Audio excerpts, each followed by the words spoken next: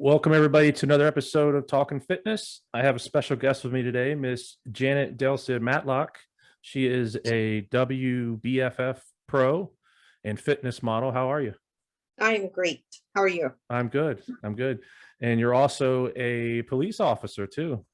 I am. Yeah. I am a full-time police officer down here in Key West. Key West, Florida. Awesome. And so tell us a little bit about yourself, where you're from, and well, we know you live in Key West, so we don't have to give that away. Well, yeah, I kind of got stuck down here all the way at the end of the rainbow. I was born and raised in the Republic of Panama. I came to the United States back in 1986, and I went straight to Georgia. And after doing all my schooling in Georgia, I moved to Hawaii. And I was in Hawaii for a couple of years, and that's actually where my law enforcement career started. I started working as a security officer, and I was working hand in hand with the police officers, and that's something that really attracted me. Something about the uniform, when I was in high school, I did 4 years in the ROTC program. I was supposed to go in the military. I had a 7-year scholarship for nursing. And, I'm going to give my age away here. That's when 9/11 happened. And my mom just wouldn't have it.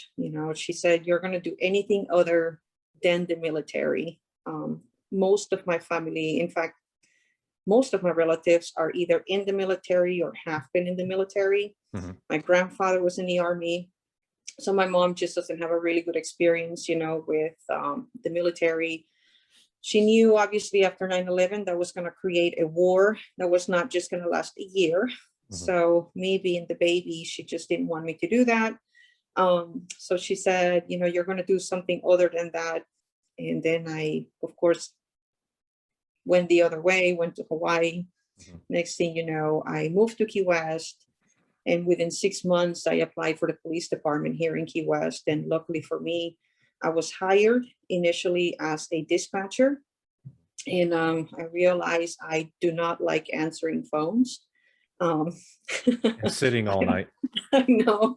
I want to be on the other side. Yeah. It just there's something about taking that call, and 911 dispatchers, they have a very, very serious job. It is one of the most important jobs that you can have, because you are the first person listening to what's happening. You are the line of help.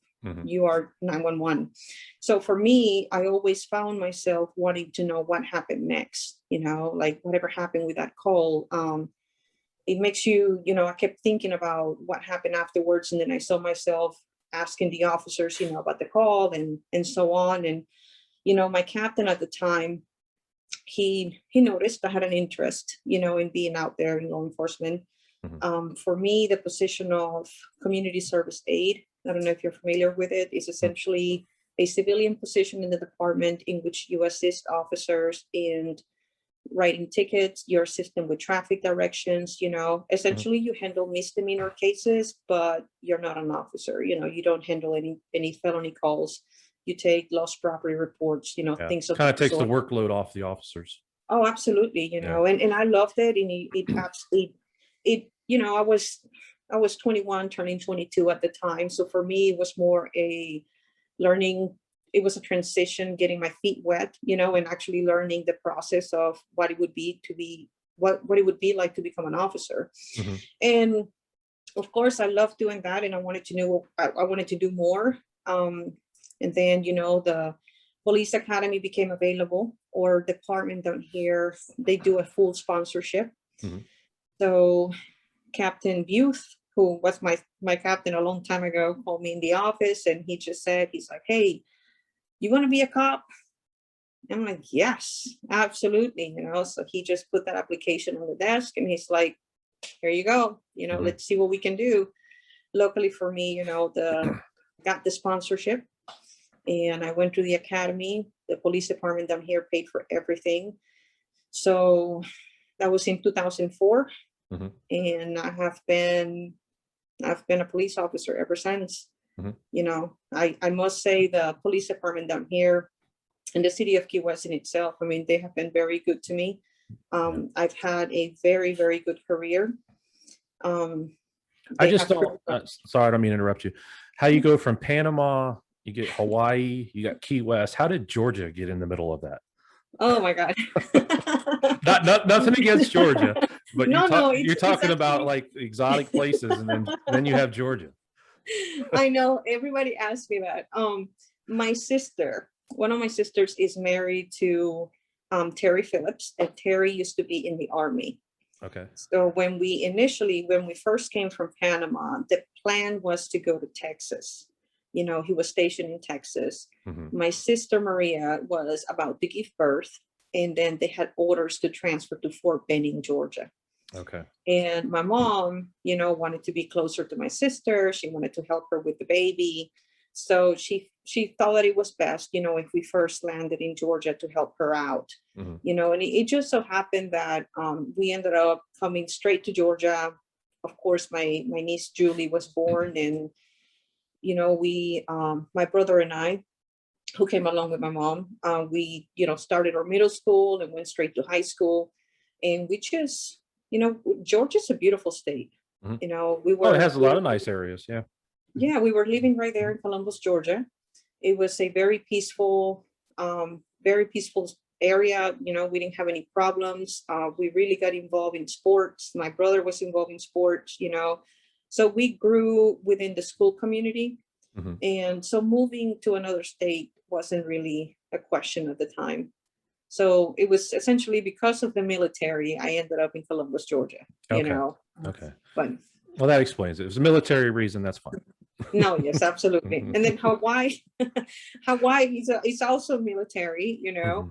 As I told you, I was a little discouraged and disappointed at the fact that I could not do what I wanted to do and follow my dreams, you know, of going in the military. I was supposed to go to Columbus State University and follow my scholarship. I was dating my high school sweetheart who was in the Navy. He graduated a year before me, so he was stationed in Pearl Harbor, Hawaii. And of course, I got the call of that call that says, "Oh, honey, you sound really stressed. You want to come to Hawaii for 2 weeks?" Of course. Why wouldn't I? Yeah, who wouldn't? Why wouldn't I? Yeah. So I went to Hawaii and I never came back. Wow. You know, I know. So that's, and then I ended up in Key West because he got stationed from Pearl Harbor, Hawaii to Janeth down here in Key West, where we have a military, naval, Navy, military, you know, Army, Coast Guard, huge Coast Guard base down here. Yeah.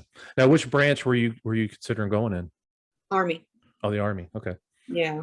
My sister's actually in the Army, and you know, I had, aside from, I think my uncle was the only one that decided to be a captain in the Air Force, you know, which is also a wonderful branch. But my family has primarily been Army and Air Force.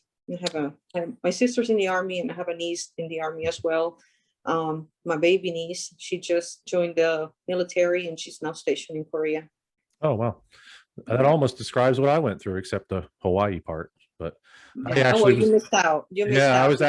I actually enlisted. I was going to go in the Navy, and then for some reason I didn't go, and then I ended up going to the police academy. So it was almost the same thing. Yeah. Well, I just, you know, it was kind of ironic. You know, my mom, I remember it as if it was yesterday when I graduated the police academy. You know, she says, "I thought I told you weren't supposed to go in the military." I'm like, "Mom, I didn't join the military." She's like, "No, you became a cop, which is even worse." You know. Hey, you said the military, Mom. Yeah. I know, you know, but it's a calling. It really is a calling. It's something that I've always wanted to do. You know, I have always been fascinated with the uniform. But more than the uniform, you know, it's that sense of pride and wanting to serve your country and your community. That's something that has always, you know, since I was a child, I've always had that. Yeah, it takes a special breed, that's for sure. Absolutely. Yeah. Okay, so we'll fast forward a little bit. You went to the academy, you're in the Keys. What made you get into competing in fitness? Well, my dad is actually my dad and my uncles and my dad's side of the family, they have always been into bodybuilding. my father used to lift weights. He still does, actually. He's almost 80 years old and he's still lifting. Oh, that's awesome. Yes, my nephew, I'm sorry, my cousin was actually Mr. Panama. So bodybuilding has always been in my dad's side of the family. My aunt used to own a gym in Panama. It's when you look at the Dilsit side of my family, it's all about bodybuilding, working out, gyms. My mom's side, not so much, but so that's how I started. Really, I've always had a passion for exercising, and it's been primarily because of my dad. As far as why I got into it the way that I did, well, with being a police officer, obviously, as you know, we are exposed to so many things. You get to see a lot of sad moments, happy moments. You get to see a lot of short-lived moments.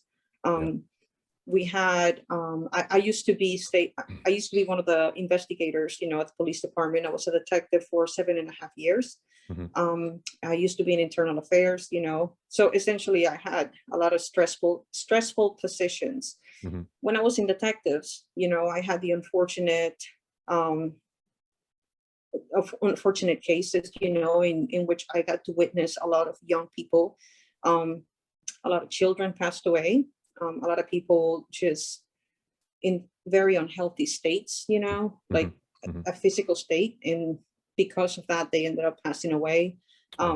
It kind of all ties up for me, really, because as an investigator, as a detective, you get to go through the autopsies and, and this is the cop coming out, the morbid part of the cop in me coming out, when you have an autopsy and they really start dissecting the body in front of you, you start thinking about the human anatomy, really, and when you look at a body from the inside and you get to see all the organs and essentially what makes us and what makes us tick,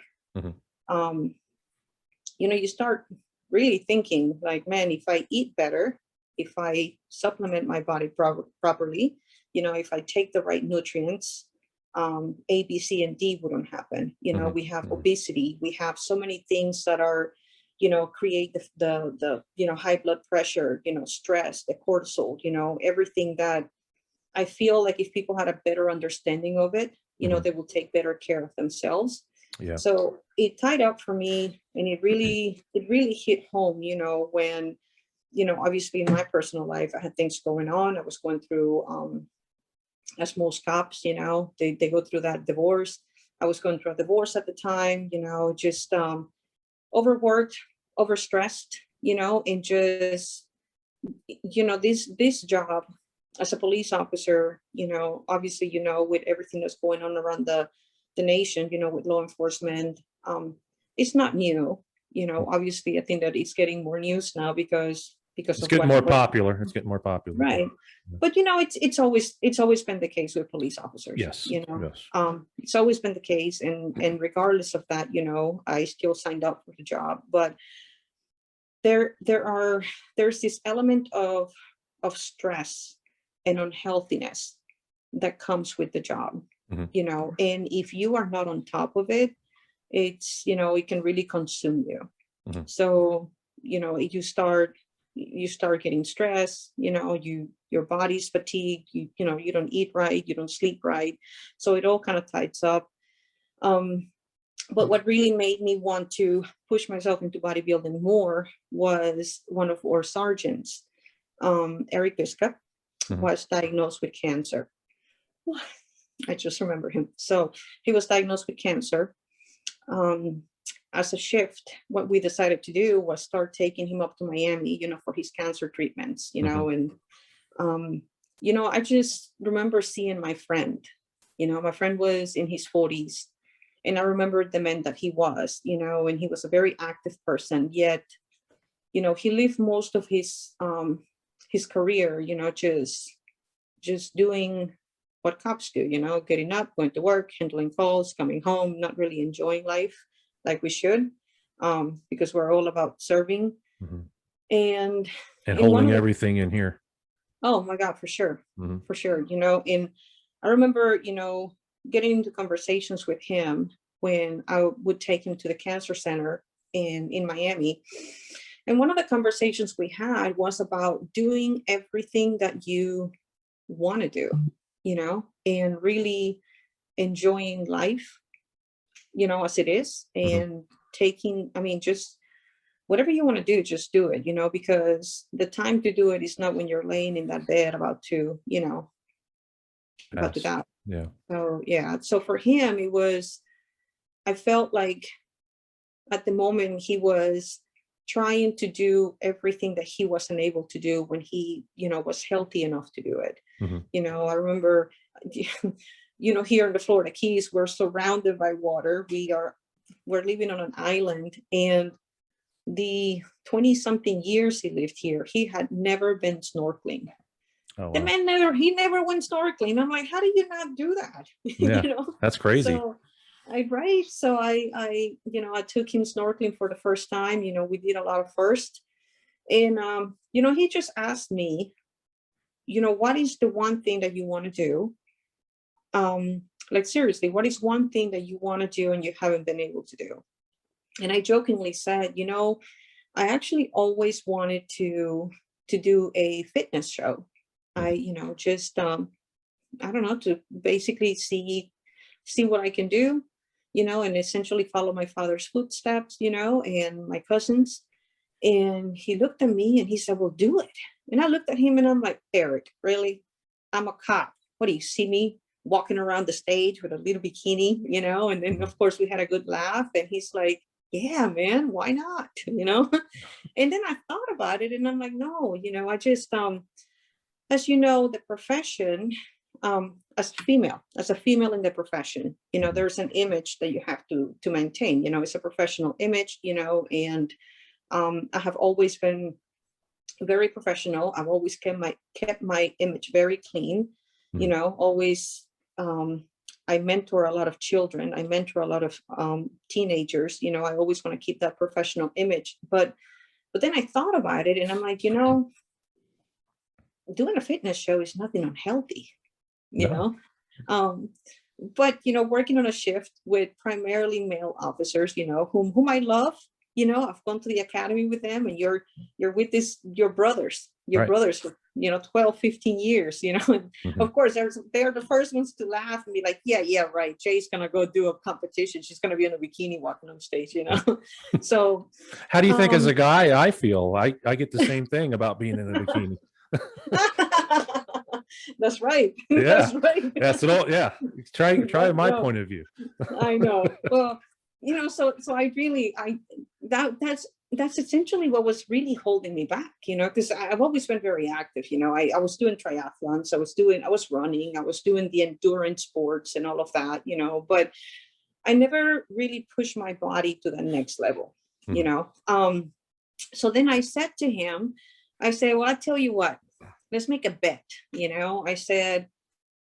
He says, okay, let's do it. And I'm like, what do you want to bet? He said, well, if I die, you're going to have to do this, And to be honest, I never thought that he would die. I really, I had hopes that he was going to, get better, and we were going to be having this conversation years from now, Yeah. Well, as life goes, 6 months later, he ended up passing. And I thought about that moment, and I'm like, I made a promise to my friend that I was going to do this. And so my first show, I actually dedicated it to him. My bikini was blue to represent my police officers, blue for police. And, I hired a coach. I started the nutrition program, and I obviously mixed in with the workouts. I got a strength coach. Even though I'm a personal trainer, in order for you to take it to the next level, you have to really get someone that's going to push you, and show you basically what it is that you need to do. So, I ended up signing up for NPC shows and a WBFF show. And I was signed up, ready to go to my NPC show. My coach says I ended up missing my first show because of work. I couldn't cancel some things at work, and I missed it, which is okay. Then the next show was a WBFF show in November. And Can you just tell everybody what WBFF is? yes, of course. So WBFF is the World of Beauty, Fitness, and Fashion. So WBFF is about bodybuilding. However, we add a modeling to it, so Okay. And we're going to get to it. We're going to get to it. I just Yes. everybody hear what it is. It's bodybuilding with a sparkle, Okay. essentially. So I ended up doing the WBFF show, and I entered the bikini category, and I won. Awesome. I surprised myself. I went on that stage, and Where was that at? It was in Miami. Okay. Yeah, it was the first local show in Miami. It was an amateur show. And I went and I won the show. And for the WBFF, if you win first in your category, essentially if you win the show, you're eligible for your pro card.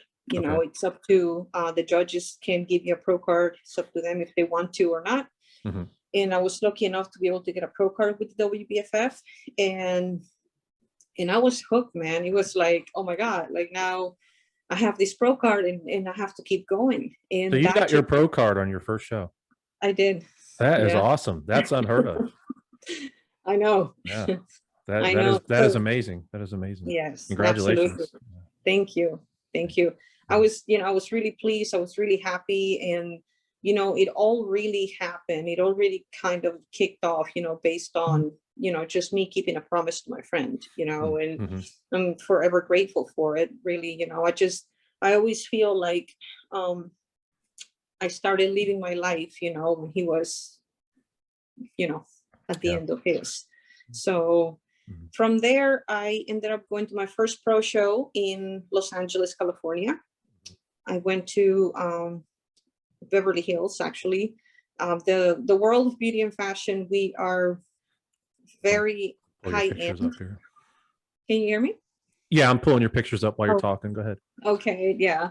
We're very high end. A lot of people, if you know about the world of beauty and fashion, we have really sparkly bikinis, we have, our gowns, we have our wings, we have our feathers, it's all about the way that, it's a fashionable way to present yourself on stage. I started off in that bikini category where you get to wear the gown. And then I got introduced to the fitness category where you can wear a theme wear for the second round. So the theme wear is essentially whatever you want. As you can see, that's my police theme wear there, made by Renata Masasesi, one of our designers. Yeah.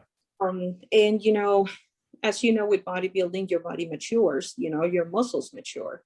I could no longer just stay in that bikini category or that fitness category, So I decided to move on to the figure category, which actually suits me better. Our police uniform, we carry about 35 to 40 pounds a day, and just walking around. Or daily getting ready, you're already putting 40 pounds in your body.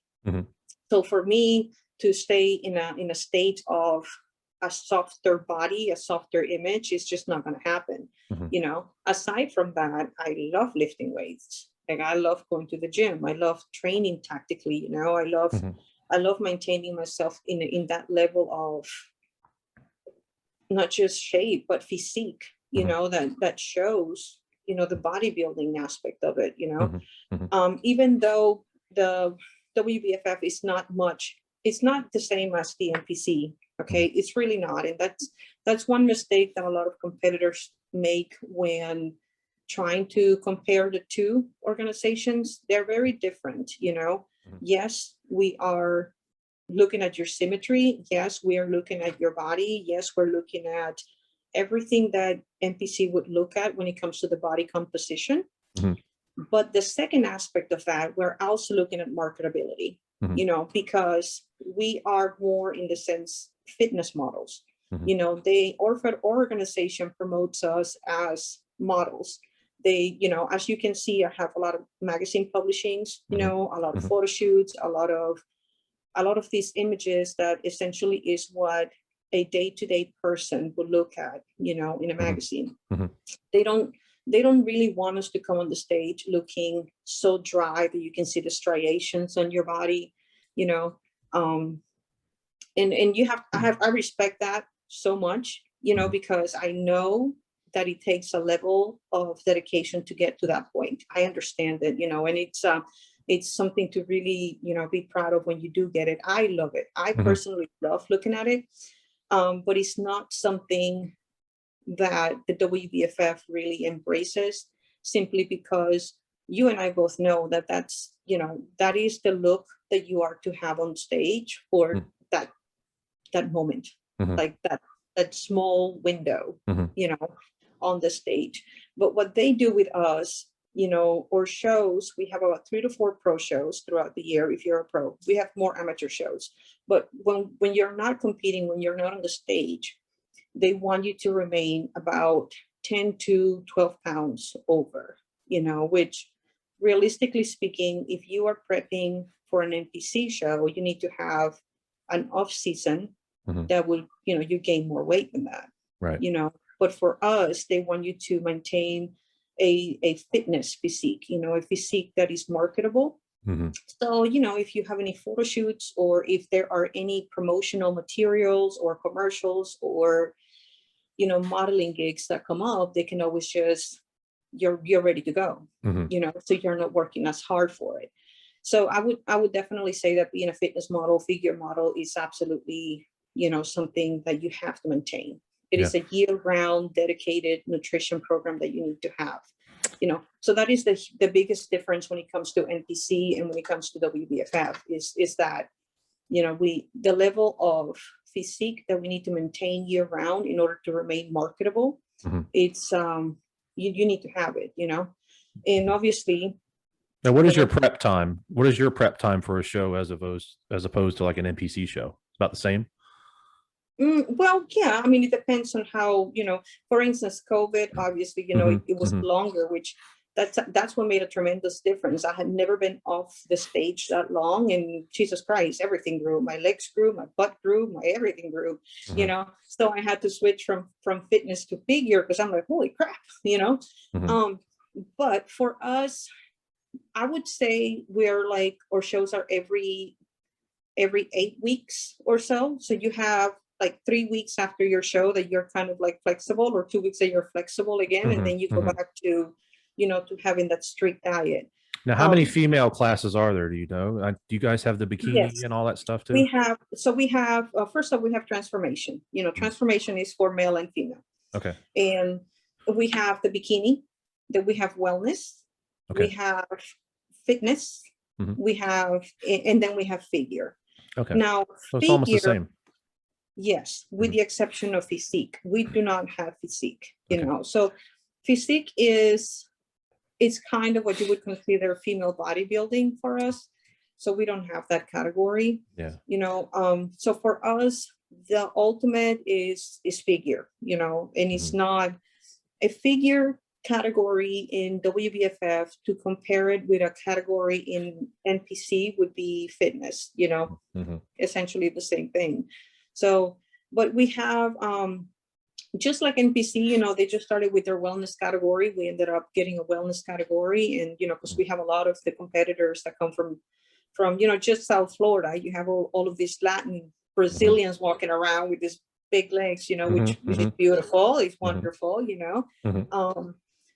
I think that it's, you look at Jarishna, she just had a show. I mean, the woman looks spectacular, and she actually did WBFF. She switched to WBFF until they had the wellness category back on IFBB. So she ended up going back, which is better for her. But so those are the categories that we have. We also have, 2019, we added a little twist to it. We added the WBFF Kids, and WBFF Kids is not a pageant show. It kind of is, really, but it ties up with our commercial model category. Now our commercial model is not just for females, it's also for males. Because we are about publishing, about modeling, about fitness modeling, the commercial model category comes in for a younger generation. If you are from 17 and older, then you can join that category, and, you get to wear a one-piece bikini and then a couture round, which is a fashionable outfit. So that's something that, our organization offers that no other organization has. So in 2019, they decided to start off with the WBFF Kids, for the sake of, you have a lot of kids that like doing pageants. I don't know if you have children, but, like they just like walking around and they want to get dressed up, So Paul and Allison both have two beautiful daughters. And they obviously do WBFF Kids, but it's more for, if you want to get your kids into commercials, if you want to get your kids into that catalogs, if you want to get your kids into doing essentially the modeling that's going to get them on a commercial on TV, it's just, that's essentially what you're doing with the WBFF Kids. You're entering your kid into a category where they can start getting the publishing. We have a lot of well-known photographers, well-known designers, and a lot of publishers that come to our shows. Yeah, I was going to ask if talent search, they come and check and all that. Yeah, that is exactly what they're doing. So I would say, I really like the idea of the WBFF Kids, because one of my main goals with the WBFF is to bring the commercial model category to a next level. As I told you earlier, for the last 4 years, I have been an SRO down here in Key West. And I have been working at the high school, and just working within the local high school, I get to work with that age group that goes from the 14 to 18, and that is it's such an important age, for those kids, especially for young women. When I was in detectives, I had the opportunity to work, with different units, and there are so many things, as you know, that can happen when you don't have the proper mentorship, the proper parenting, the proper something that keeps you distracted. I did work a lot of human trafficking cases, and I could basically see that a lot of these young girls, they just didn't have someone that would, guide them or help them, or even push them to do something other than, be on the streets. Right. And that's essentially how they get caught up with this world, So for me, just working one-on-one with these kids at the school, it's one of the things that they see me competing. They actually know everything about my competitions, and they're very welcoming of it. And the young ladies, they see me wearing these gowns, and they see me wearing these feathers and the theme wear, and they start asking, like, how do I do that? I want to do that. I want to model. I want to be in a magazine, So it just gave me the idea. They say, Officer Matloch, you're ripped. They do, actually. The kids are always like, why are you so buff? I'm like, because I work with juveniles. Because I work with you. That's why. Yeah, don't get out of line. No, they know. But that's what I will tell you, though. They don't try me. Yeah. They know better. I wouldn't either. No, they don't try me. But that's one of the things that I started looking as a competitor at that category, not so much for me, but I see how many opportunities I've had and how many things have developed, since I joined the organization. And, just being frank with you, I started doing this way too old, way too old in the game, and even at the age, I started at 34, and even at 34, oh my God, I've had. Yeah. I was 30 when I started. I know. Yeah. I mean, for a female too, you feel like, oh man, like I'm not in my 20s anymore, this isn't something that, I don't know, like the typical, I don't know, that you're in your 30s, you should be doing something else, but that's not at all. That's not at all what I'm doing. For me,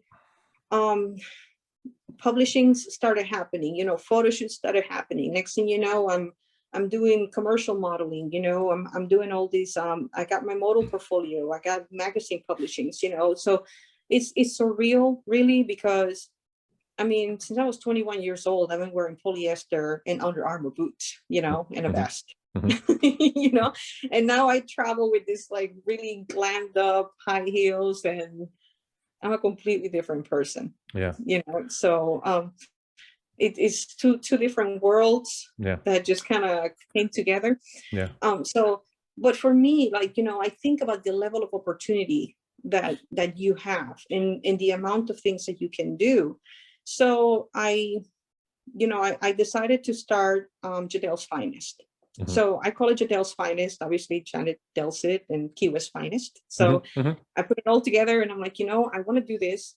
I want to be able to bring the commercial category onto the WBFF stage Mhm. and bringing the kids, that are from 17 and older. And for those that don't want to model, I am so pleased that Allison and Paul are very welcoming of it. And they have actually extended, Mhm.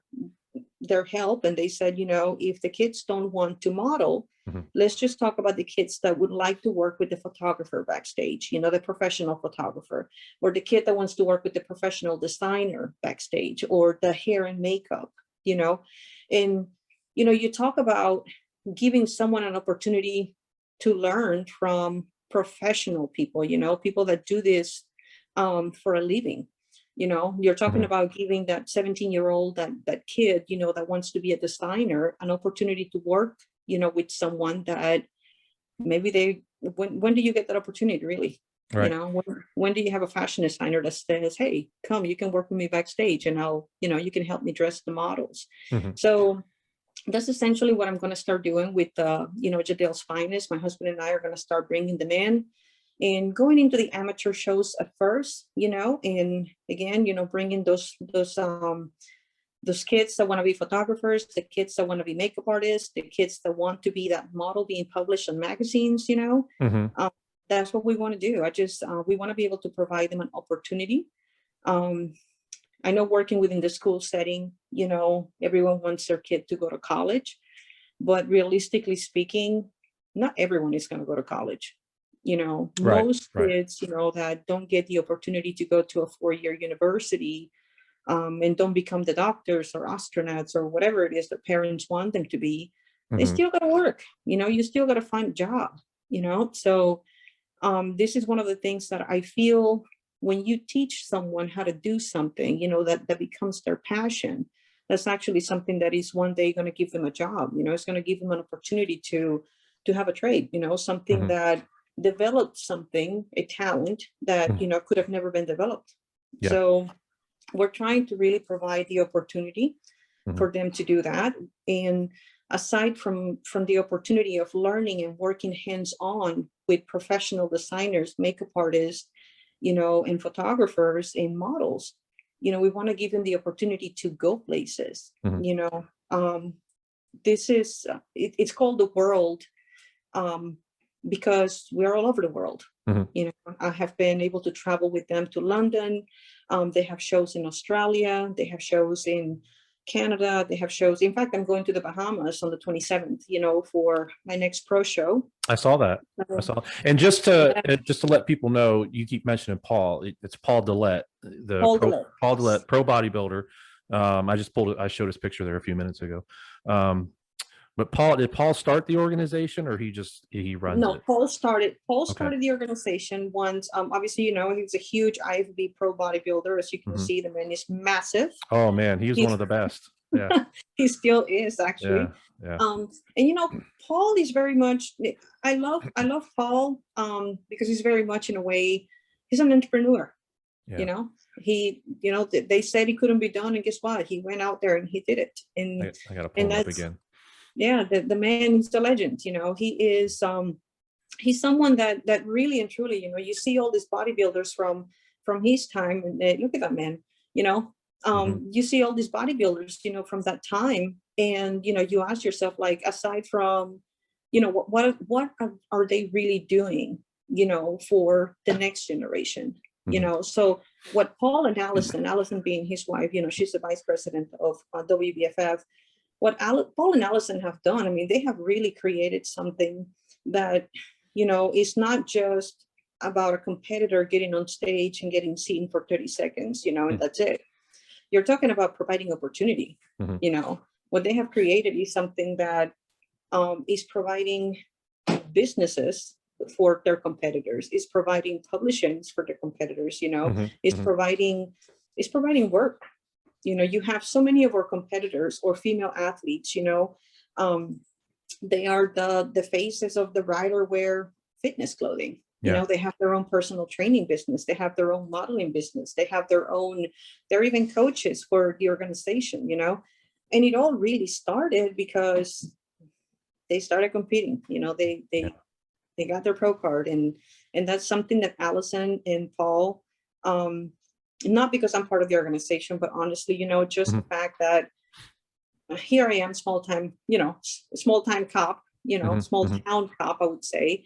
I come up with wanting to really help my community and the kids in my community. And it's a very humble approach of, I want to be able to bring them to walk on the stage as your commercial models, Yeah. And they extend it out to saying, you know what, bring them and we're going to help them, we're going to expose them to the photographers, to the fashion designers, to the makeup artists, which is more than I even asked for, and that to me says a lot about the organization and about themselves, so it sounds like they open the doorway to a lot of opportunities. They do, they do. And that's one of the reasons why, we have so many competitors that come through WBFF, and again, they make the mistake of comparing apples and oranges here, and then they go in expecting something else and they don't get it, so they're disappointed and they leave, and then my thing is this, you can become a pro competitor in IFBB. Sponsors and money and publishing and advertisement and supplement companies and all these wonderful things that are happening to me right now, things are not just going to happen overnight. Just because you stepped on a stage and you became a pro doesn't mean, oh my God. Oh, no, definitely. Yeah. Everybody wants me now. Like I'm supposed to be, walking around with a halo. Yeah. It doesn't happen. It doesn't happen that way. I became a pro November of 2016, and I was lucky enough to get my crown and win the championship in April of 2021. I got my sponsor, Rich Gaspari, which I'm very blessed with their sponsorship, January of 2021. In all of those years, it's not like I was just silent. It's not like I wasn't trying. It's not like I wasn't working for it.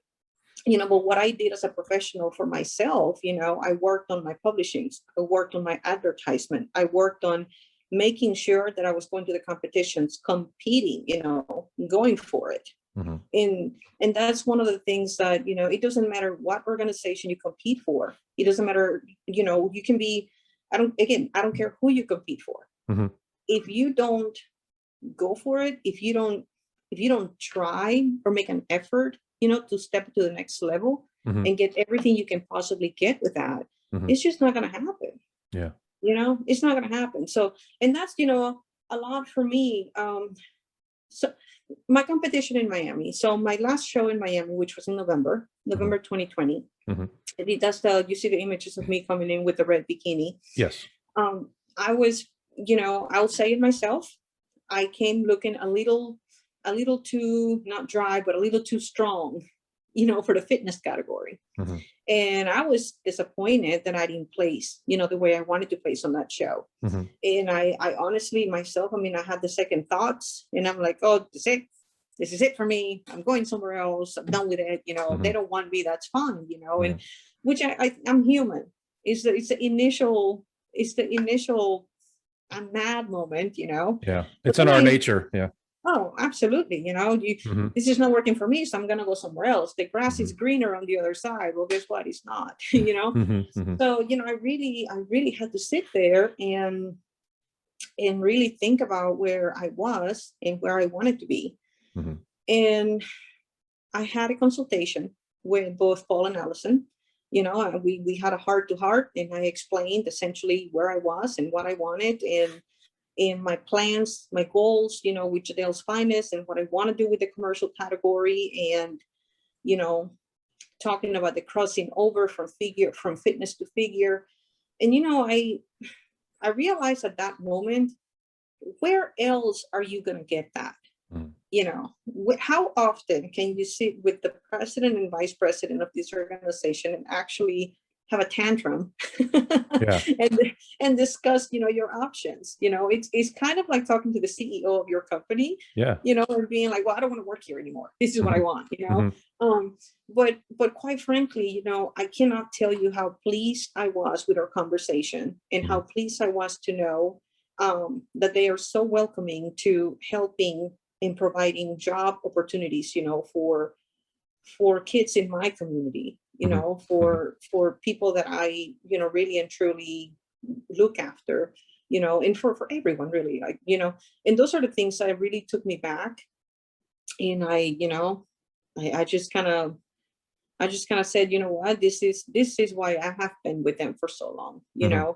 One of the things about me, like, I am 100% committed. If I am with you, I am 100% committed, like just like law enforcement, I have been 100% committed to the agency since, 2003 when I first started. And, I won't go anywhere else. I'm faithful. Like I'm loyal. Yeah. And it's been the same with WBFF, for me, to think about all of the opportunities and all of the things that they have done, not just for me, but for many other competitors. It really, there's no question about it. I won't go anywhere else. That's it. That's it for me.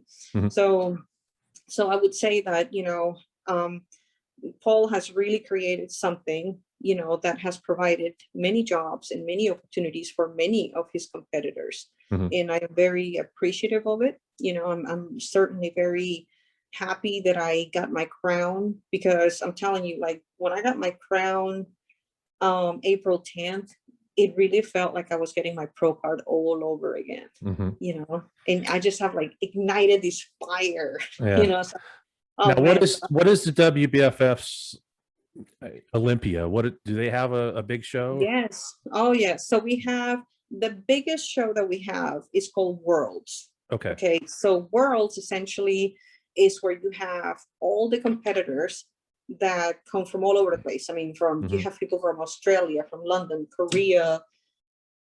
They all just come to one spot to compete for the world crown, because everybody wants the world title. Right. Right. So, and where's that held at? We are going to have it in Las Vegas. This year is going to happen in Las Vegas. So if you're interested, go to WBFF.com. They have the date, they have everything on their banners. But it's a 5-day event, and that's essentially our Olympia, and that's where you get the world title of that category. So I'm doing it. I'm going to it, cool. Yeah, regardless of my, whatever happens in the Bahamas, I am very hopeful I'll bring another crown home and bring the title. I'm going to go represent Team Gaspari in the Bahamas. Let's talk about Gaspari a second. How long have you said in January you got on with them? January, I got the sponsorship. How did that happen? Well, I applied to be an affiliate. Being 100% frank here, I was a legionnaire for First Form. I was with First Form products for maybe about 3 years or so. Really great supplements, but I don't know, man. It's just like everything else. You try to get to the next level, and it's just kind of not happening. And I know that in order for me as an athlete to continue to go to the next level and make things happen, I need to step out of my comfort zone and take other supplements, take other things that work for me. My coach, Andrew Berry, recommended some of the products. We have a couple of competitors at the local gym that I go to that take Gaspari products. One of them is actually an IFBB pro, Oksana Pieri, and her husband is one of our coaches at Body Zone. We also had another athlete, Aliona, that was coming to Body Zone. So Gaspari nutrition supplements became a little popular in my gym. So I started taking the supplements, and I'm like, man, I actually like them. They taste really good. They are. They're really good.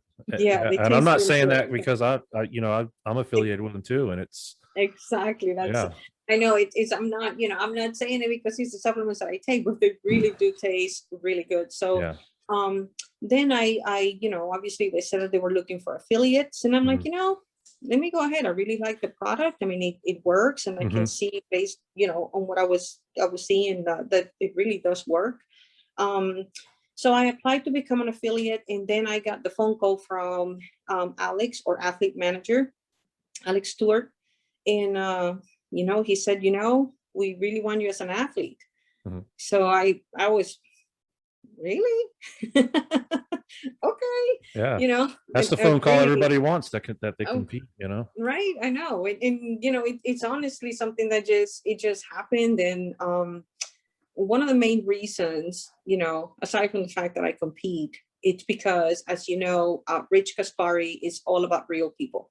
Oh yeah. He's all about the real people and the real story.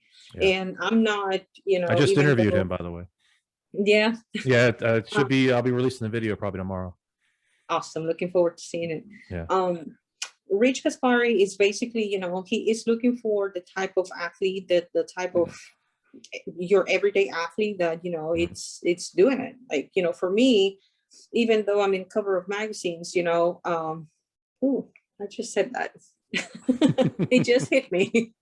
But really, even though I like the other side of me is like doing fitness modeling and photo shoots and all that kind of stuff, I'm not your poser. I'm not a poser.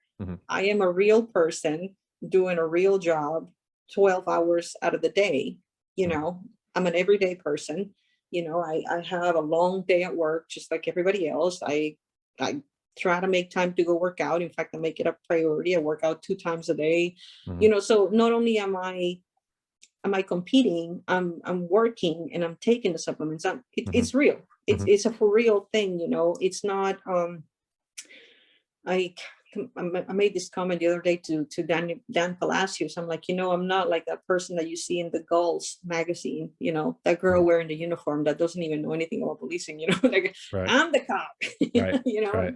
So for me, I really felt, I mean, obviously I'm blessed to have been selected as one of their athletes. And I'm really looking forward to continuing to work with them.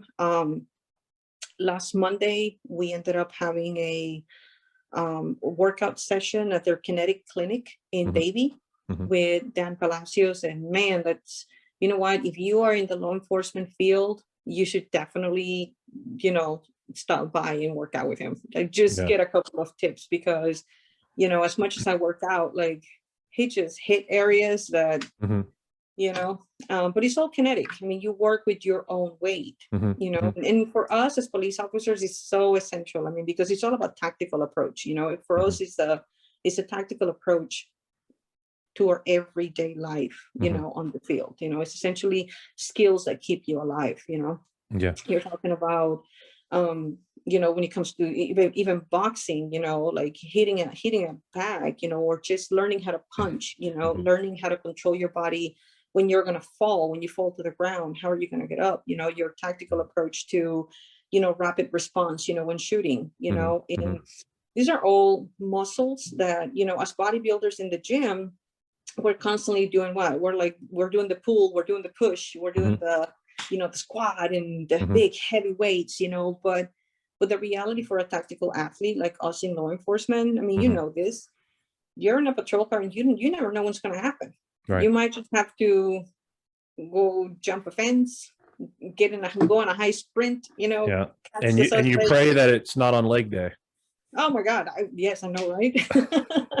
No, but seriously, it's like I call, I always say that police officers are like we're like the ultimate CrossFitter. I mean, we really are. We're better than that. We're, when you look at a life of a police officer, a daily thing, which I'm glad it's not daily for me, but like, you think about it, you stop, you never know what's going to happen. That's the beauty of our job, but it's also the one thing that keeps you, with that little hair on the back of your neck, it keeps you alert at all times. You never know when you're going to have to run, jump, squat, even, lift somebody up, carry someone out of a building, drag someone out of a car, defend yourself. This is look at what's happening. Like, you have to be more alert than ever. How do you find your, and I get it, I get this question daily. your training, especially your dieting? How do you maintain that while working? I'm so used to it, to be honest. I prepare myself for work. I prepare my meals every day, so I meal prep. Before I even started meal prepping for bodybuilding, I was already meal prepping for the road. And it's something that, quite frankly, since I was on field training, when my field training officers used to say, bring your little lunch bag and bring food with you, because it just so happens you never know when you're going to go to a call before briefing, and next thing you know, you're directing traffic for 3-4 hours. You're guarding a crime scene for who knows how long. You are. And you guys work 12s? We work 12-hour shifts. Yeah. Okay. Yeah. Same So everywhere. and we don't have a two-man unit. We have a one-man unit, unless you have an FDO, of course. Right. So for us, it's like I was always told during my academy and my field training to be ready for whatever. Just like your tactical gear. You have an extra battery for your radio. You got extra bullets. Because you never know. Make sure you keep your gun clean. Make sure you bring an extra pair of shoes. Keep a backup uniform. Like, I feel like for us in law enforcement, we have to start thinking tactically, even when it comes to our food. Right. But we failed to do that. There are so many officers. Even I'm a field training officer myself, and even in field training, that's the first thing I tell them. You need to start bringing your lunch bag, because we're not always going to have time to just go and sit in the restaurant, and order off the menu. Like, that's just not going to happen. Right. And I am certainly not going through a drive-through. You're not going to see me on a drive-through at McDonald's or Burger King or, you name it. Like, it just doesn't happen. I mean, for me, I've always taken law enforcement, obviously very serious, as you should. But for me, everything that I do has been very tactical. I don't want to get myself caught in a drive-through, because you got one car in front of you, one car behind you. If something happens and I need to get out, I can't, And then just with getting out of the car and going inside the restaurant, I mean, like, I'm not trying to create another call. I'm just trying to go from point A to point B, and sometimes you're so shorthanded, that you can't even get out of your car. I mean, you're going from call to call. So I have always kept a meal with me. I've always prepped food.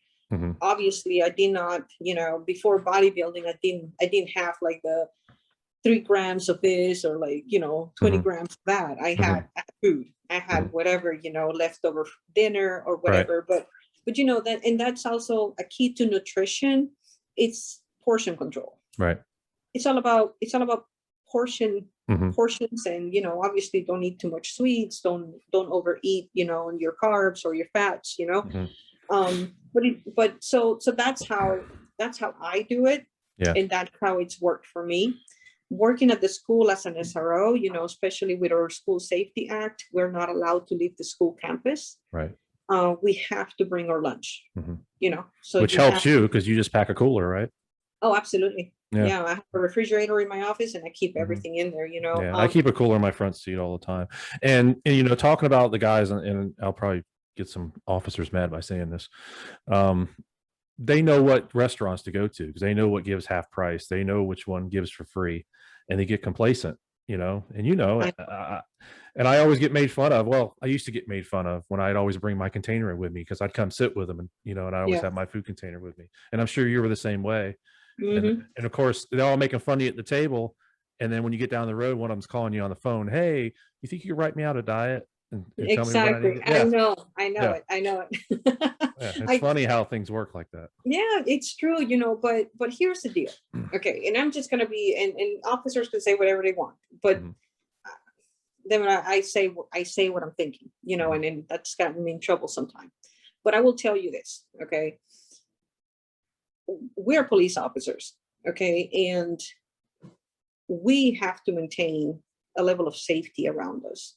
We have to keep that bubble, because obviously not everybody likes us, and that's okay, but we have to maintain a level of safety for us. I am all about getting together with the shift. I am all about getting together and relaxing and talking for a little bit, while you're on shift, because you and I both know that that's good for the mind, and it's good for us. I mean, we have to do that, in order to maintain sanity, and we're human. I mean, that's what we do, you know. But I will also tell you this, you know, when you go in a restaurant and you're sitting down, you know, and having your lunch, you know, how many people approach you to ask you questions, or, Oh yeah. officer, da da da da, you know, and that's, to me, it's like, I don't mean to disrupt you, but, and it's like, you know, you just have that inner you that you're like, who's that, you know. So, but let's look past that, you know. Look at the officers in Las Vegas that ended up getting shot inside of a restaurant. I mean, they're just having lunch. We had that Yeah. here too. 2 counties over, they had it Yep. last You year. I have think. you have your typical spot, you have your typical restaurant, you know, you have your typical, and we have it here in Key West too, you know, and our locals are very good and they take very good care of us, you know. However, the way that I look at it is like, the more you allow others to see the routine, an everyday routine, the worse you're making it for yourself. You know, you should always keep yourself, keep it, you know, change it up, you know, change your routine. Stay Don't go to tactical. exactly. Don't, you know, stay alert. And that's the main thing, you know. Like I'm talking about nowadays, you know, look at what's going on around the world. Look at what's going on with a lot of our, you know, brothers and sisters, you know, that unfortunately, you know, because of the actions of one, you know, so many things have happened, you know. But again, it's like, to me, it's just, as a police officer, you know, like, keep your level of defense there, keep tactical, and always think about, you know, your safety first, you know, even if it is to eat, you know, because that quiet moment that you're going to have in your car eating your meal is probably going to be the moment you need, you know, to decompress and eat your meal and be at peace, and nobody's going to bother you, you know. So yeah, so I honestly believe, you know, that more should pack their meals, more should be ready to, you know, to eat while on duty. And it's healthy. It is, you know. I mean, It's not just the safety portion of it, it's just healthy. And these guys just don't understand that, you know, you got to keep yourself, like with your friend that passed away, you know, you got to stay healthy. Oh, absolutely. You know, I always get the typical, like, you know, write me a diet, you know, or, but the same officers are like, oh, I don't have time. I don't have time to work out. Right. I don't have time to do this. And I just, you know, I think to myself, you know, that's bullshit. You and I have the same time, you know, we work the same hours, you know. It's all about the decision making and the decisions that you make for yourself. You know, it's all about what you want and what your goals are. You know, my goals are to do the best that I possibly can in my bodybuilding competitions. You know, my goal is to go and get the next crown and to stay healthy. You know, not so much for the physical aspect of it, but I want to stay alive, man. I want to leave after retirement. You know, I don't want to be like, I don't know, 60 and stressed out and have injuries and all kinds of stuff, you know, which is what happens with law enforcement. You know, I don't want to be that. I don't want to do that. I want to be able to retire and still be healthy, you know. And, you know, taking it back to seeing the autopsies, you know, I remember talking to the doctor and just the medical examiner, you know, and just really asking, like, man, what does it take to, like, really keep us healthy and alive, you know? And like any pharmacist and any good doctor would tell you, he just gave you a list of supplements, like, take this, and that every day. Which he doesn't take. Right. Well, the one that we had, that particular one did. He actually did competitions and stuff. Oh, so okay. He stayed in shape. But you know, it's like, you know, again, it sounds very morbid when you say this, but any level of, like, when you look at an autopsy and you see the human anatomy of us or body from the inside and its organs, you know, and all the fat in all the stuff that kills you, it just really puts it into perspective. You really look at it in a different light. You're like, man, so that's what happens when you smoke, and look at that, you know, and that's what happens when you drink, and this is what happens when you overeat, and this is where the fat goes, and that's what it looks like, you know. And like, holy crap, that's what your artery looks like, you know. So it really, for me, you know, again, as we were talking earlier, I'm all about, you know, forensics and science and the crime part of my job, you know, which I really love, the crime scene part of the job. But you really have to start thinking about the body, you know, we're first responder, yes, and we have to stay tactical and strong, yes, but you have to stay alive. You got to take care of your machine. Like this is your engine, and I mean, you and I have probably heard the same thing, like if I'm not okay, if I'm not healthy, if I'm not fit, if I'm not tactically ready, to handle a situation, how am I going to help the people that I'm supposed to be helping? Right. Officers are going to get mad, or whomever's going to get offended when I say this, okay? But when I look at an officer that, I was in Miami the other day, and I'm going to say it, and I went to Walmart, and right outside of Walmart, I see this officer handling a situation, and obviously I'm off duty, and just like most off-duty cops, I mean, that's, you're alert, you're like, whoa, something's happening over there, Right. you go on cop mode. But I'm really looking at the officer handling the call, and man, like, it just, why is there obesity? Like, why the obesity? Like, why are you so out of shape? And then I think about, like, what's going to happen if something goes down? Is this officer going to be able to, do A, B, C, and D? Maybe they are, maybe they're not, but in either case, I mean, here you are, just ready, and I feel the same way when you work with some of the officers on the road that are your backup, or the people that you work on shift, It's like, now you're not having to just look out for the bad guy. You're having to make sure that officer is okay, because shit, you might just have to, like, help them because of their physical abilities. So again, it's not talking bad about anyone. It's just really pointing out the obvious. It goes for personal trainers. Man, I absolutely dislike seeing a personal trainer that is out of shape. Because you practice what you preach. Right.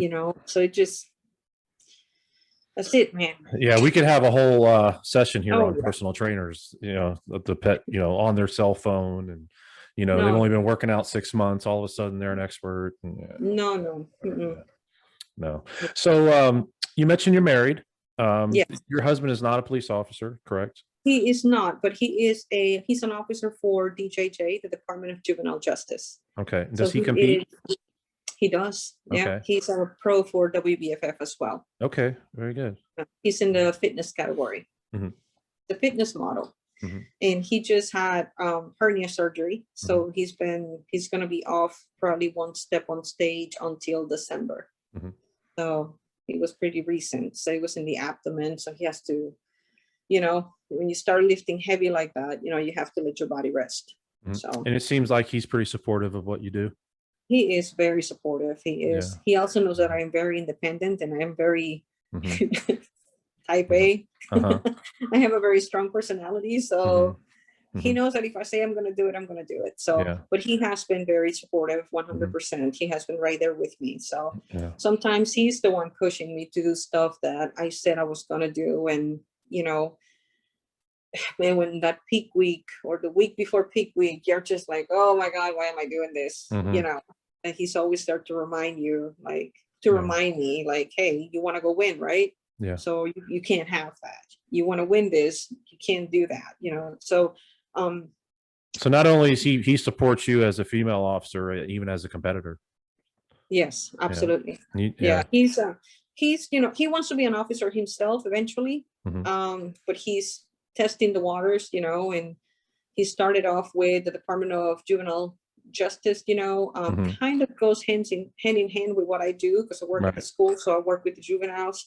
So it's worked out for him. He likes it, but I believe in the future he's probably going to be applying for a police department. Oh, good. Good. He wants to be a cop, so I can't stop him from. I can't keep him from. No, you can't. You can't stop it if it's in. If it's in your blood and you want to do it, you just gotta support him. As a wife, as his wife, I want to say no, don't do that. Simply because I'm a cop and I'm 18 years on the job, and you think about retirement coming down the line, and it's like, man, I don't know if I'm, if I want to continue doing it, but I understand, as you said, if it's something that is meant for you, that's it. It's meant for you. It's a calling, and you have to answer to it. So Yeah. But he's maybe we'll get him to talk to you one of these days. Yeah, yeah. Hey, I'd love to have him on the show too. We'll all Yeah. talk and stuff, and that'd be great. Now, what does your future hold? How long do you plan on competing? What's your next shows? What are you gonna do? I am going to do it as long as I can. We're not getting any younger, so No, we're not. my next show is in the Bahamas, and it's going to be on May 29th. But I am going to the Bahamas on May 27th because obviously, as you know, registration the night before, on peak week, flying over, I want to make sure that I'm rested, and I don't want to be holding any water, and coming back on the 1st and then going back to the road. But I decided to compete in the Bahamas, even though it is very recent, since my last show. I decided to compete in the Bahamas because I just got the title in my division, in figure. I got it for the first pro show of the year. I feel is very important for me, not only as a competitor, to show, as the champion of their category, that I am there and that I'm present, but also to continue, for my next show, which is coming up in August. I'm one of those that when my body is ready, it's, I perform better, when I have short preps in between. I feel like my body gets to a much better level physically than when I take a lot of time off, and then I feel like I have to start all over again just to get to that, dry state. So that's, it wasn't on the books. I wasn't planning on going to the Bahamas, but it's happening. Yeah. And I'm telling you, like one of the most wonderful things, I have a lot of members of the community, business owners in the community that are wanting to sponsor me. Oh, great. Yeah. To go to the show. So it's, I've had a lot of, I've been blessed, I've had a lot of business owners down here in Key West that have called me and they're like, hey, we got money for you, Awesome. so you can go to your show. And I'm telling you, it's just, we have such a great community. Like that's, it's. Well, it beats going to Georgia. I know. I know, we actually have a show in Georgia. We have an amateur show in Atlanta, which is coming up. Actually, I don't know the exact date, but now, being a champion for the organization, it is very important for me to be present, during all these events. We like to motivate our amateurs. We like to be present for the organization. Paul and Allison are primarily out of Canada, so Allison comes to the shows. It sets a lot, about a competitor, a pro competitor, and a champion, that goes to the amateur events, because a lot, maybe like the Olympians, you think about the Olympians and when do you really see them? At the Olympics? Like that's it. Yeah, that's it. That's it. That's where you see them. That's where you can take the pictures with them, but I just, the way I see it, I'm like, I think it's very important as a champion, to be there for those amateurs that want to be just like you. It shows the support, not just for the organization, but it shows support to the amateurs, the ones coming in, and they get to see you, they get to know you, they get to know about who you are. And you're not just a picture on Instagram, or a picture that they see. You're a person that they can talk to and learn from. And I've always been very down to earth. I'm very much about coaching people into coming into the organization. So and that's what I want to do. Like, I want to continue to compete. I want to go to Worlds and I want to win the world crown. I want to be the world champ, and once I become the world champion, that's really when I'm going to take the bull by its horns and start bringing, my commercial models, my little Minnie and Mr. Divas, to come into the stage. And I'm going to go with that. I feel a lot of law enforcement officers, a lot of my fellow coworkers, have asked me like, hey, so all of these things are happening to you. Like, what's up with policing? Are you not going to be a police officer anymore? And I'm like, what are you talking about? I'm like, this is what I do. I can retire in 2024. I can retire with 20 years and still be young enough to do everything that I'm doing. Yeah. But you never know. I mean, I don't know what's going to happen tomorrow. Yeah, none of us do. No, I mean, I might hit 20 years and be like, okay, I'm done. This is it. I can pull my pension out. I'm done. I'm fully vested. Or man, I don't know, 20 years can come and I'm like, you know what, I still feel like I want to do this. So Yeah. I'm going to continue it.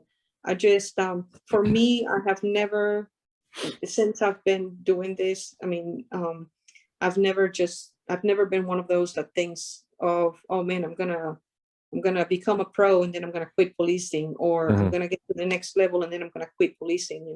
Mhm. Policing for me is not a job. It's what I do. Mhm. Policing for me is my career. Same with me. I Mhm. Yeah, and then and that's great. I wish we had more cops like us. I don't think of my profession, my career, as something that I can just say goodbye to that easy. Yeah. I feel like I owe commitment to my community, to the Mhm. city, to my department, to my coworkers, to everyone Mhm.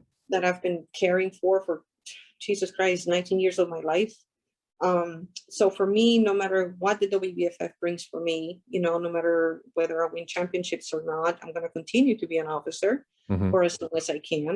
Mhm. And as far as WBFF, I want to win the world crown. I want to be the world champ, and I want to bring more people in,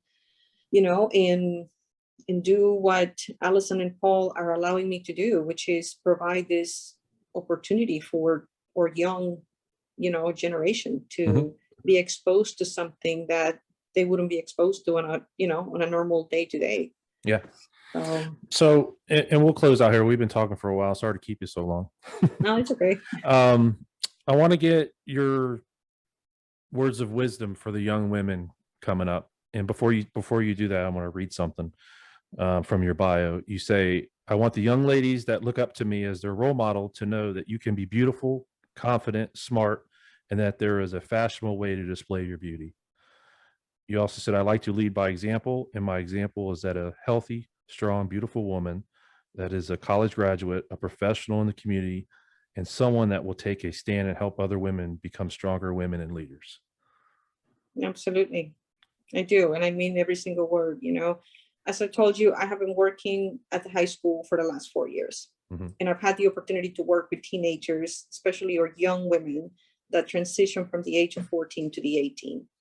And when I used to go to school, when I used to be in high school, I used to wear uniforms. Like we had to wear uniforms at our schools. Mhm.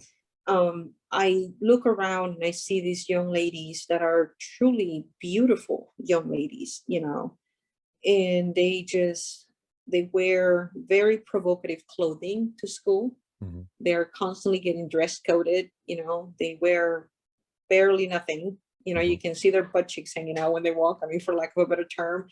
And in my mind, I just ask myself, I'm like, why are you dressed like that? Mhm. And then when it comes to it, as a woman, I understand that, when I was a teenager, it's for the attention that you get. It's for that you want people to look at you. I have a You daughter. I went know, through that. I know. yeah, and it's just like, I really it's one of the things that, like I told you, like I wear polyester and a vest and Under Armour, Jesus Christ, like for how many hours a day. But I am also a woman that wears a bathing suit and poses in magazines and displays a fashionable beauty, Mhm. Mhm. without showing everything that God gave me to the world. Mhm. So I started policing when I was a very young woman. I Mhm. started policing when I was 20, 21, turning 22 years old. You know, not to talk about myself, but I'm not an ugly female. And I've often in my career have been asked, like, man, why are you even a cop? And I always kind of wonder that question, like, what do you mean? Like, what? Because I have a face, I can't be a cop, or because, what does that mean? Mhm. So I feel like, first off, I want to be able to show these ladies that, as a professional, I still conduct myself in a very professional manner. I'm still able to get the job done, even if I am pretty. I don't use my face or my beauty to, Mhm. for Mhm. any means. Mhm. And if they do want to display the beauty that they were naturally born with, the female beauty that they have, there's a way of doing it, Mhm. which is with fashion. There's a way of dressing, there's a way of displaying yourself, there's a way of carrying yourself as a young lady. Mhm. um that eventually, you know, leads to being respected, you know, and being held to a different standard, you know. Yeah. I Well, I feel, know as a man, and I don't mean to interrupt you here. As a guy, there's a different set of men that look at women one way, and mhm, when they see her the trashy side, and there's these guys that look at women in the beautiful way, and absolutely. you want to be the beautiful one. No, absolutely. Yes. Mhm, You know, you want, my mom always said, you want to make them wonder, mhm, you know, you want to make people wonder what it is that you are, you know, what what you have to offer, you know, and mhm, it's something that you know, as I told you, when I used to work in detectives, you know, I had the opportunity to work, you know, in these units. And, you know, when it comes to human trafficking, which is a very real thing, you know, in our world, when it comes to human trafficking, when it comes to prostitution, you know, when it comes to a lot of these young ladies being exploited, you mhm, know, mhm, and being taken advantage of, when you get to the root of it, you realize that a lot of them came or were found through means of social media, through, you know, taking inappropriate pictures, or through dressing a certain way that just attracted all the wrong people, you mhm, know. mhm, mhm, um and then they were taken advantage of, you know, because of their beauty, because of the way, because of what they had to offer. They were basically taken and mhm, used in other means, you know. So that's essentially what I want to be able to mhm, pass on to them. Like, listen, you can be beautiful, you can look like a Victoria's Secret model walking down every mhm. single day, you know, but even the Victoria's Secret models don't wear that, you Yeah, know, yeah. to come to school.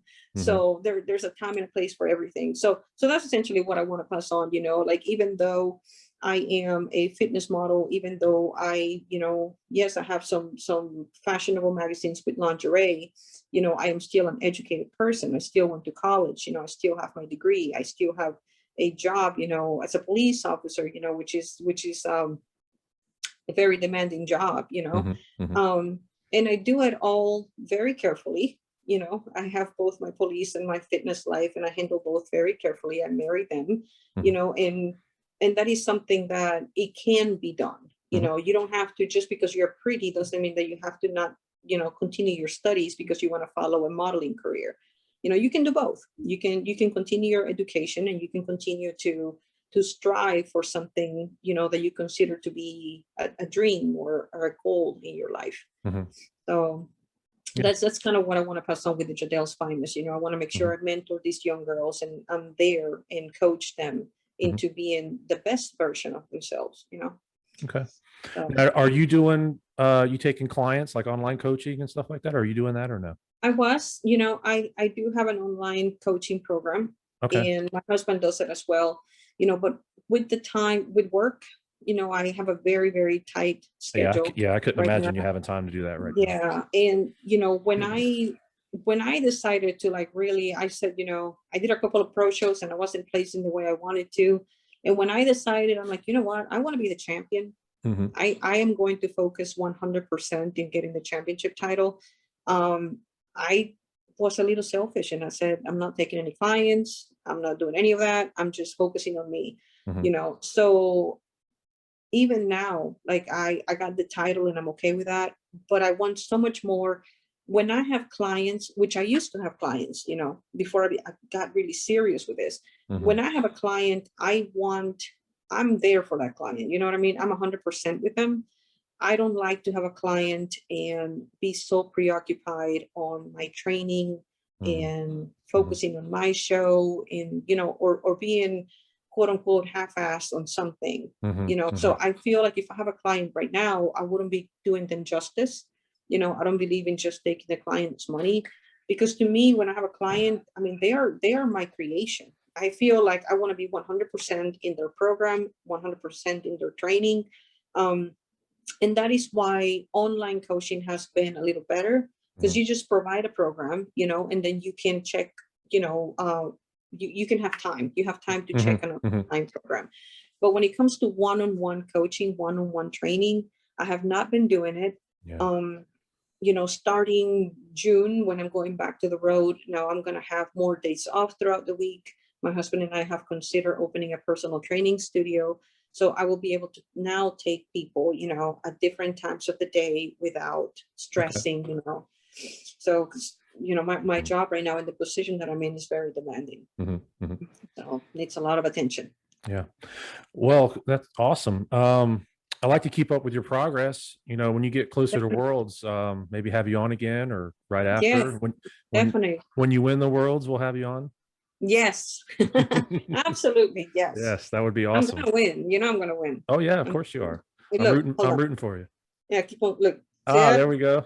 I had it on. I kept looking at it as I was talking to you. Yeah, you should have worked during the interview. Now we got to Right? record all over again. No, I like it. I'm telling you, it's funny because I made a post about me putting the crown with the uniform on, and I'm like you really thought this wasn't gonna happen. Like the first thing I did was put the uniform on, and I had to put the crown on. You know, so that's the other thing. You know, with our organization, we have so many females that are. I mean, we have FBI agents, we have military lieutenants, you know, captains. We have so many women that are high up into their positions. You know that. Like myself, you know, you see them as what they do on the regular life, on their day-to-day life, and then you see them on the stage, and you're like, whoa, you know, it's amazing. It's amazing, how you can do both, you know. So, well, Miss Janeth, I had an awesome time talking to you. I know, me too. Thank you. Thank you so much for coming on the show. Absolutely. Thank you so much for having me. All right, and stay safe. Thank you too. Okay, You too. and we'll talk to you later. All right. Bye. Okay.